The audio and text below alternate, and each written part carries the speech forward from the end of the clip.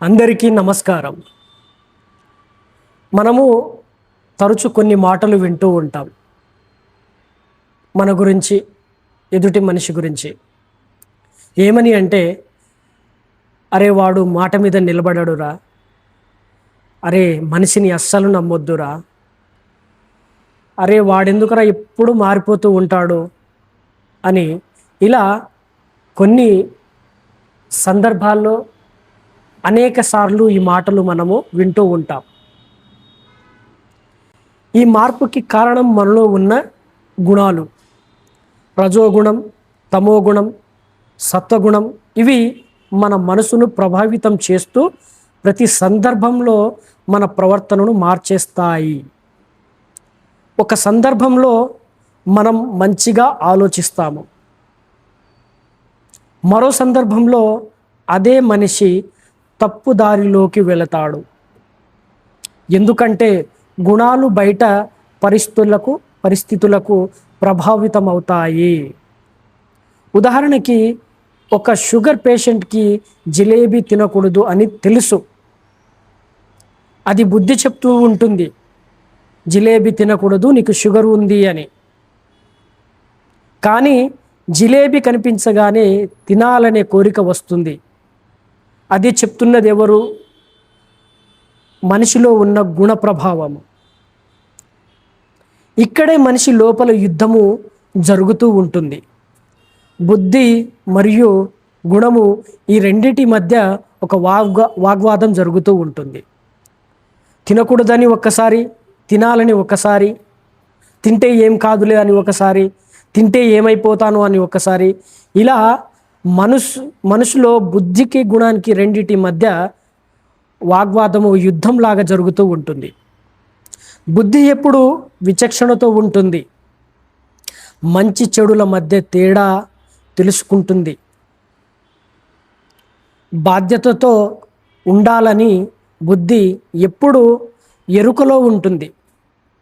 కానీ గుణం మాత్రము కోరికలతో, బలహీనతలతో మనల్ని లాగుతాయి, వ్యసనాల వైపుకి లాగుతాయి, చెడు అలవాట్ల వైపుకి లాగుతాయి మన గుణాలు. మనము బుద్ధిని మేల్కొల్పకపోతే గుణాలకు లొంగిపోతాము. బుద్ధితో మనము ప్రవర్తించకపోతే గుణాలు వెంటనే మన పైకి ప్రభావితం చేస్తాయి, ప్రేరేపితం అయ్యేలాగా చేస్తాయి. అప్పుడు కోరికలు, కోపము, ద్వేషము ఇలాంటివి మనల్ని, మన స్వభావాన్ని నడిపిస్తాయి, అంటే మన మనసుని నడిపిస్తాయి. కోపం వచ్చినప్పుడు బుద్ధితో ఒక ప్రశ్న అడగాలి. ఆ సందర్భంలోనే, ఈ కోపం సరైనదేనా? ఈ కోపం దేనివల్ల వస్తుంది? ఈ కోపం రావడానికి గల కారణం ఏంటిది అనేది అక్కడ మనము ఆ సందర్భంలో ఆలోచించగలిగితే అక్కడ మన బుద్ధి పనిచేస్తున్నట్టు, మన బుద్ధి మేల్కొని ఉన్నట్టు, మన బుద్ధి విచక్షణతో ఆలోచిస్తున్నట్టు. అలా కాకుండా ఆ కోపం వచ్చిన వెంటనే ఆ కోపం తీవ్రస్థాయికి వెళ్ళిపోయి గొడవలాగా చెయ్యాలనుకుంటే అది మన గుణము ప్రభావితము ఎక్కువైపోయి బుద్ధి అనేది బలహీనంగా మారిపోతుంది.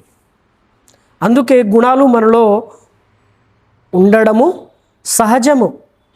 అసలు గుణాలు ఎలా ఏర్పడతాయి అంటే, మనం చిన్నప్పటి నుంచి భౌతికంగా, మానసికంగా మనలో కొన్ని గుణాలు ఏర్పడతాయి. మానసికంగా అంటే మనం పెరిగిన వాతావరణము, మనం చదువుకున్న విద్యా వ్యవస్థ, మన నడవడిక ద్వారా కొన్ని గుణాలు అలవరుస్తాయి మనకు. మిగతావి భౌతికంగా అంటే మనలో జన్యుపరంగా కొన్ని గుణాలు మనకి వస్తాయి. తండ్రి నుంచి, తల్లి నుంచి, తాత నుంచి, ముత్తాత నుంచి, ఇలా మేనరికం నుంచి కొన్ని గుణాలు మనకు వస్తాయి. అవి భౌతికంగా వచ్చే గుణాలు. అంటే శరీరపరంగా నడిచే తీరు కావచ్చు, మాట్లాడే విధానం కావచ్చు, రూపంలో కావచ్చు, ఇలా కొన్ని స్వాభావిక గుణాలు భౌతికంగా మనకు వస్తాయి. అలాగే మానసికంగా కూడా కొన్ని గుణాలు మనకు ఏర్పడతాయి. ఉదాహరణకి ఒక వ్యక్తి మీద కోపం వస్తుంది, అది సహజం, అది గుణప్రభావం. కానీ ఆ కోపంతో దాడి చెయ్యాలా లేక ఆగాలా అని ఆలోచించడము ఇది బుద్ధి యొక్క నిర్ణయం. ఇక్కడ బుద్ధి ఉద్భవించింది. ఇంకొక ఉదాహరణ, ఒక స్త్రీని చూసినప్పుడు చెడు ఆలోచన రావచ్చు, అది కూడా గుణప్రభావము. కానీ దాన్ని కొనసాగించాలా లేక వదిలేయాలా అని ఆలోచించి వదిలేయడము ఇది కూడా బుద్ధి యొక్క ప్రభావము. అందుకే గుణాలు సమస్య కాదు, వాటిని అర్థం చేసుకోకపోవడమే సమస్య. మనిషి సాధారణంగా 2 తప్పులు చేస్తాడు. గుణాలకు పూర్తిగా లొంగిపోతాడు, రెండవది లేదా గుణాలను అణచడానికి ప్రయత్నిస్తాడు. ఈ 2 కూడా సరైన మార్గాలు ఖచ్చితంగా కావు. సరైన మార్గం ఏమిటి అంటే గుణాలను గమనించడం. కోపం వస్తే ఇది కోపం యొక్క గుణము అని గమనించాలి మనము. కోరిక వస్తే ఇది రజోగుణము అని గమనించాలి. నిరాశ నిస్పృహ వస్తే ఇది తమోగుణము అని గమనించాలి. ఇలా గమనించడం ద్వారా మనము గుణాల నుంచి దూరంగా నిలబడగలుగుతాము. గుణాల నుంచి, గుణాల యొక్క స్థితిగతులను అర్థం చేసుకోగలుగుతాము. అప్పుడు బుద్ధి ఖచ్చితంగా బలపడుతుంది.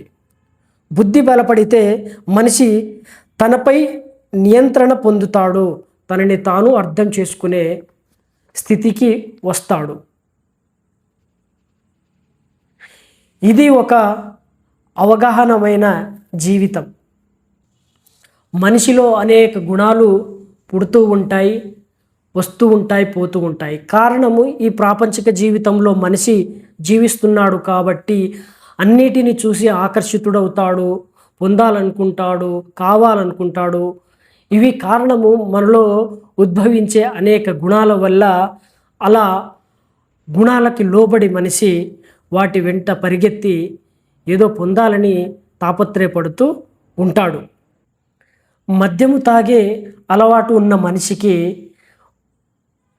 ఒకరోజు బాగా తాగేసి తన ఆరోగ్యం పాడైపోతే తర్వాతి రోజు ఆలోచించుకుంటాడు, ఈ రోజు నుంచి నేను మందు తాగను అని. కానీ 2 రోజులు గడిచిన తర్వాత మళ్ళీ వెంటనే ఆ పరిస్థితులు గుర్తుకొచ్చి ఆ సందర్భాన్ని చూసినప్పుడు మళ్ళీ వెంటనే గుణాలు మేల్కొని తాగాలని ఆశపడుతూ ఉంటాడు. గుణాలను అర్థం చేసుకోడు. గుణాల నుంచి బయటపడకపోతే, మన బుద్ధిని మేల్కొల్పకపోతే, ఆ గుణం యొక్క ఆధిపత్యం ఎక్కువగా ఉంటే ఆటోమేటిక్గా మన బుద్ధి బలహీనపడిపోయి ఆ గుణం మాయలో పడిపోయి వెళ్ళి తాగేస్తాం మళ్ళీ. అలా నిరంతరము మన గుణాలు అనేక విధాలుగా ప్రేరేపితమయ్యి ప్రభావితం అవుతూనే ఉంటుంది.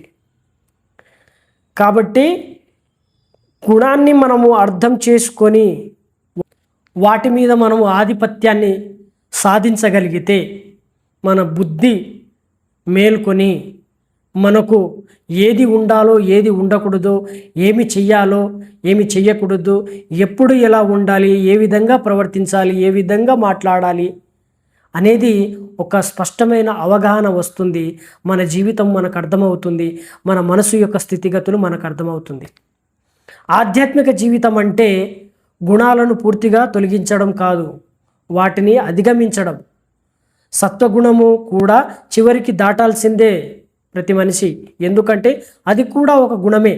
అందుకే మహర్షులు చెప్తారు గుణాతీత స్థితి అనే స్థాయి ఉంది అని.